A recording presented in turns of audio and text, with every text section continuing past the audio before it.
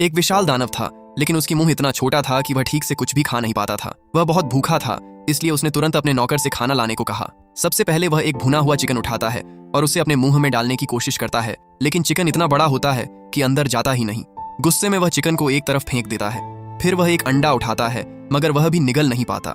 अब दानव इतना चिढ़ जाता है कि जोर जोर से पैर पटकने लगता है। इसके बाद वह टोफू का एक टुकड़ा उठाता है, लेकिन उसे समझ आता है कि उसका मुंह तो टोफू से भी छोटा है। दानव बहुत उदास हो जाता है और सोचने लगता है कि कहीं वह भूखा ही न रह जाए। उसी समय उसका चाचा भी बिल्कुल इसी परेशानी से जूझ रहा होता है, लेकिन चाचा का नौकर एक शानदार उपाय सोचता है। वह एक छोटी सी मिनी कुकी उठाता है और सीधे चाचा के मुंह की ओर उछाल देता है। कुकी जैसे ही चाचा के मुंह में जाती है, वह उसके स्वाद से तुरंत खुश हो जाता है। फिर चाचा दानव के पास आता है, उसे समझाता है कि जिनका मुंह छोटा होता है वे ऐसी छोटी कुकी आराम से खा सकते हैं। दानव यह देखकर हैरान रह जाता है कि चाचा कितने मजे से कुकी खा रहा है। दानव तुरंत एक कुकी मांगता है। चाचा एक कुकी उछालता है, लेकिन वह जाकर दानव की आंख से टकरा जाती है। वह कुछ और कुकी उछालता है, लेकिन कोई भी सीधे मुंह तक नहीं पहुंचती। आखिरकार आखिरी कुकी बिल्कुल सही जगह पर जाकर दानव के मुंह में गिरती है।